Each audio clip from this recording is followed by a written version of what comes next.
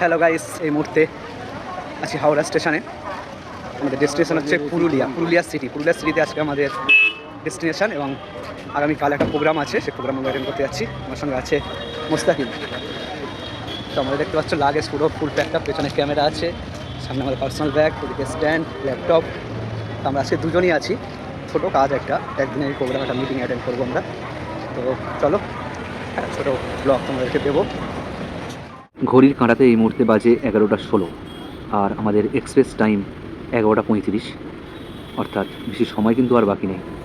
11:35 train Howrah Bokaro বা হাওড়া চক্রধরপুর যে এক্সপ্রেসটা আছে, সেই এক্সপ্রেসে কিন্তু আমরা যাবো, এবং বোর্ড কিন্তু দিয়ে দিয়েছে 21 নম্বর প্ল্যাটফর্মে আমাদের ট্রেন। এবং আমরা হাওড়া প্ল্যাটফর্মের মধ্যে ঢুকে গিয়েছি, এবং কিছু খাবার এবং পানি আমরা কিনে নিলাম রাতের জন্য, যাতে রাতে আমাদের কোনো অসুবিধা না হয়।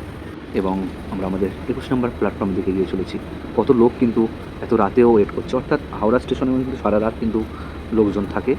এবং আমরা 21 নম্বর প্ল্যাটফর্মে কিন্তু চলে এসেছি, এবং আমাদের ট্রেন কিন্তু ইতিমধ্যে ওয়েট করছে আমাদের জন্য। ট্রেনে কিন্তু উঠে গিয়েছি, এবং আমাদের সিট যেটা ছিল সেটা কিন্তু RAC স্লিপার রিজার্ভেশন আমরা কেটেছিলাম, একদম শেষ মুহূর্তে কেটেছিলাম, যার জন্য মানে RAC ক্যাটাগরির সিট পেয়েছি। এবং ঘড়ির কাঁটাতে এই মুহূর্তে 11:35 বেজে গিয়েছে, অর্থাৎ আমাদের ট্রেন কিন্তু ছাড়ার টাইম হয়ে গিয়েছে, এবং ইতিমধ্যে ট্রেন কিন্তু ছেড়েও দিয়েছে। 1 মিনিটও কিন্তু লেট করলো না ট্রেন ছাড়তে। আমাদের ডেস্টিনেশন হচ্ছে, প্রথমে আমরা নামবো আদ্রাতে, আদ্রা জংশন। সেখান থেকে নেমে আমরা ট্রেনটা জাস্ট চেঞ্জ করে নেবো। এই ট্রেনটাই যাবে দুটো ভাগে ভাগ হয়ে যাবে আদ্রা থেকে, একটা বোকারোতে চলে যাবে, একটা চক্রধরপুর চলে যাবে। তো আমরা আছি বোকারোতে এই মুহূর্তে, কিন্তু আদ্রাতে আমরা কিন্তু ট্রেনটা চেঞ্জ করে নেব, চেঞ্জ করে চক্রধরপুরে আমরা উঠে যাবো। সেখান থেকে যাব আমরা পুরুলিয়া জাংশনে, তারপর সেখান থেকে পুরুলিয়া সিটিতে আমাদের যে ডেস্টিনেশন সেখানে পৌঁছাবো। ট্রেন কিন্তু প্রথমে আস্তে আস্তে যাচ্ছিলো, কিন্তু তারপরে কিন্তু রাতের দিকে কিন্তু গতি নেওয়া শুরু করে। এবং এই মুহূর্তে কিন্তু কোলাঘাট ব্রিজ, আমরা তখনও জেগেছিলাম এবং ভাবলাম ব্লগের কিছু ক্লিপ নিয়ে নেওয়া যাক। তারপরে কিন্তু আমরা শুয়ে পড়লাম, এবং সকাল সকাল কিন্তু আমাদের ঘুম ভেঙে গেল। এবং সকাল সকাল ঘুম ভাঙার পরে একটা সুন্দর দৃশ্য দেখলাম, এবং দেখতে পাচ্ছি এটা কিন্তু চাঁদ, কোনো সূর্য নয়, সকাল সকাল কিন্তু চাঁদ। এবং সেই দৃশ্যটা আমরা কিন্তু জানালা থেকে উপভোগ করছিলাম, এবং উপভোগ করতে করতে কিন্তু ততক্ষণে চলে আসলো আদ্রা জংশন। এই আদ্রা জংশন কিন্তু আমাদের এখান থেকে ট্রেনটা চেঞ্জ করতে হবে, অর্থাৎ বোকারোতে ছিলাম, আমরা এখন যেতে হবে চক্রধরপুর। একই ট্রেন, এখান থেকে জাস্ট ডিভাইড হয়ে যাবে। তো আমরা ট্রেনটা চেঞ্জ করে নিয়েই প্রথমে কিন্তু আমরা একটা টিকিট কেটে নিলাম জেনারেল, কারণ আমাদের আদ্রা পর্যন্ত রিজার্ভেশন ছিল।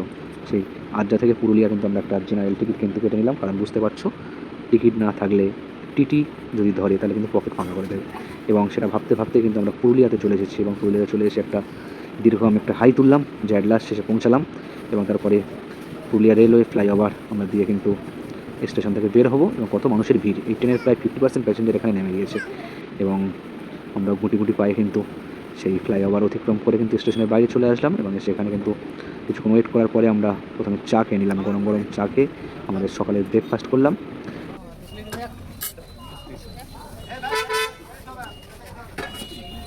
তারপর গাড়ি করে আমরা পুরুলিয়া সিটিতে চলে আসলাম, এবং ফ্রেশ হয়ে নিয়ে প্রথমে আমরা আমাদের টিফিনটা করে নিলাম। টিফিন করে নেওয়ার পরে তারপরে আমরা আমাদের কাজ শুরু করব।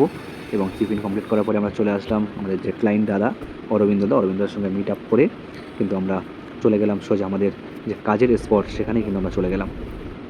এখানে আজকে মেনলি একটা সভা ছিল, একটা প্রতিবাদ সভা ছিল। সেই প্রতিবাদ সভার কিন্তু আমাদের লাইভ স্ট্রিমিংয়ের আমাদের দায়িত্ব ছিলাম, এবং সেই স্পটে কিন্তু আমরা চলে এসেছি, এবং আমরা আমাদের সেট আপ রেডি করবো, কিছুটা সময় যাবে, এবং তারপরে কিন্তু আমাদের লাইভ শুরু হবে। এবং প্রচুর কিন্তু পুলিশ মোতায়েন হয়েছিল, তখনও কিন্তু সভা শুরু হয়নি, প্রচুর সংখ্যক কিন্তু পুলিশ কিন্তু নিযুক্ত হয়েছে।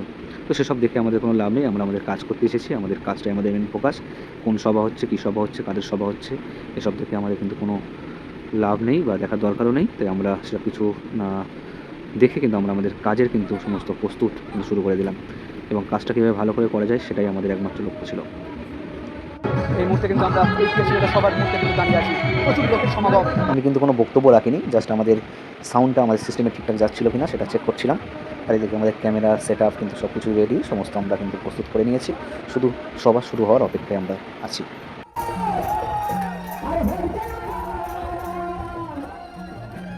এবং আমাদের লাইভ কিন্তু শুরু হয়ে গিয়েছে, সমস্ত কিছু সাকসেসফুলি কিন্তু ইভেন্ট আমরা কমপ্লিট করতে পেরেছি। এটা আমাদের প্রথম এরকম কোনো সভা বা কোনো মিটিং বা কোনো ইভেন্ট আমরা লাইভ ব্রডকাস্টের দায়িত্বে ছিলাম।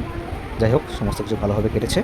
আগামীতেও আমরা আরও ভালো ভালো প্রোগ্রাম কিন্তু কভার করব। শুধুমাত্র তোমাদের ভালোবাসা, তোমাদের সাপোর্ট এটা চাই।